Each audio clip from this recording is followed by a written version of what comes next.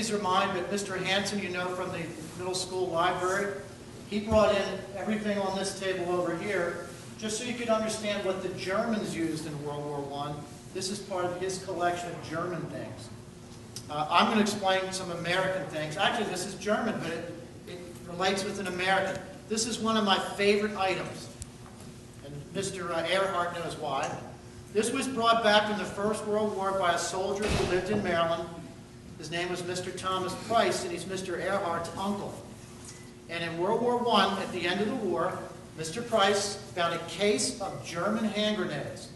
And like every American, he's always looking for a way to make a little extra money. So he took these grenades down to a river, and he'd throw them in the river, it would blow up, and the fish would come up. And he'd sell the fish to the soldiers who wanted food. What a brilliant idea. Raising money, Mr. Earhart. Anyway, this grenade, one day, he was going down with one of his members of his unit. They were walking to the river. It was strapped on his belt. And he noticed something tapping his leg. And he looked down and he noticed the safety cap, which is screwed on here, had fallen off. And the detonating string, when you pull this, it makes it light up and blow up. That was tapping his leg. So he looked at his friend, he told me, gave him a hug, said goodbye, and went 8, 9, 10. We didn't blow up. So he did not pull the string, but he told me in a laughing voice, that ended our fishing trips. He said, and remember that, I brought this home. He took it apart, took all the gunpowder out, and he gave that to me. I like that because it's a real story from a veteran who actually had that in his hands almost 100 years ago. Let me show you some other things.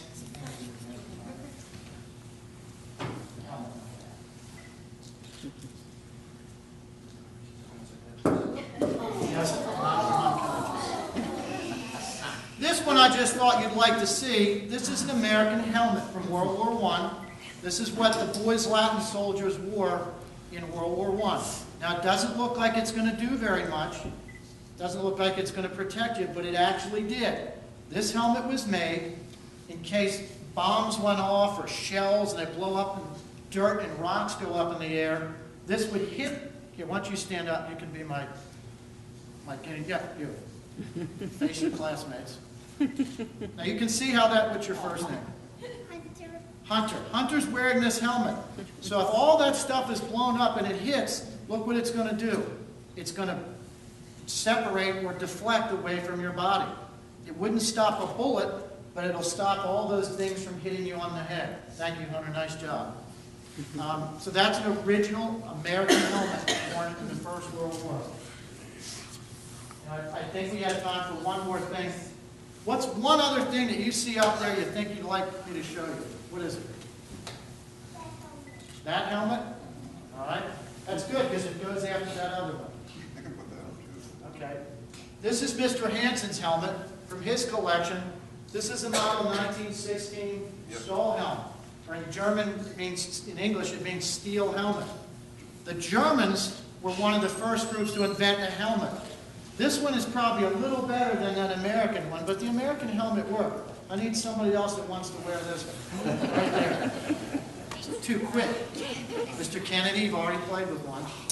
Now, just so you see the difference, this helmet gives you a little more protection, but the problem is it's real heavy and it's real hot.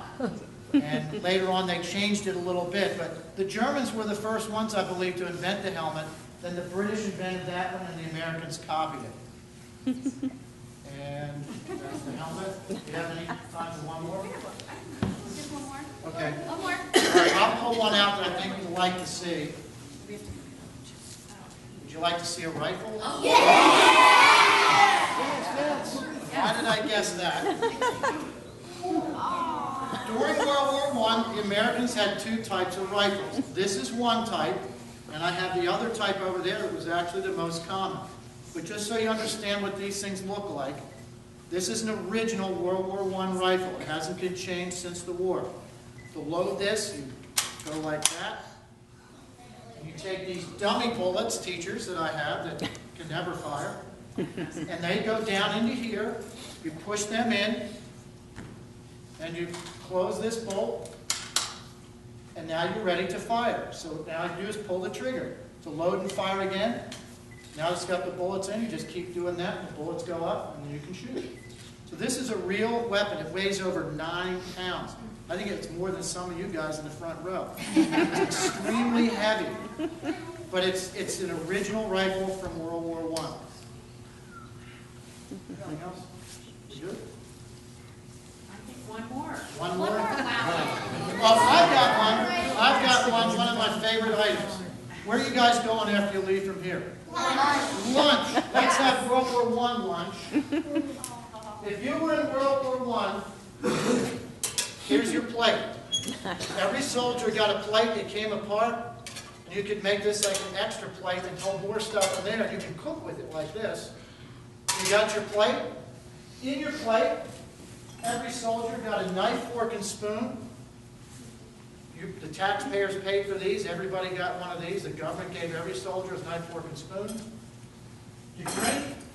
They didn't have juice boxes back then. Everybody got a canteen. You also got a folding cup. And you could boil your coffee in there and drink out of it. When you finish, you folded it back up. But the one item I really want to show you, 2 more things. Every soldier got these 3 tins. This is where you carried your meat. Usually it was very salted, like beef, or you might get salted fish. And then, every soldier got one of these. It's called a condiment can. Condiment meaning salt and pepper. You had salt in one side, coffee in the other, and then in the lid, you actually had a little bit of, a little bit of sugar. That's where the soldiers carried out. Now here's my last thing, favorite item. This. Every soldier carried 2 of these tin cans in their backpack, and this is where they carried what they called Army bread, which is nothing more than a super rock-hard cracker. And you got 24 in a can. And here is one of my favorite things I own, believe it or not. That is an original piece of Army hard bread from World War I. The soldier gave me a tin. It fell out of his car, and I'll never forget these falling on the driveway, and I dove at them. This is extremely hard to get, but that's real Army food from 100 years ago. And I'm sure we can get the cafeteria to get you some of these instead of hot dogs. So that's probably much we have time for. That's a bad use.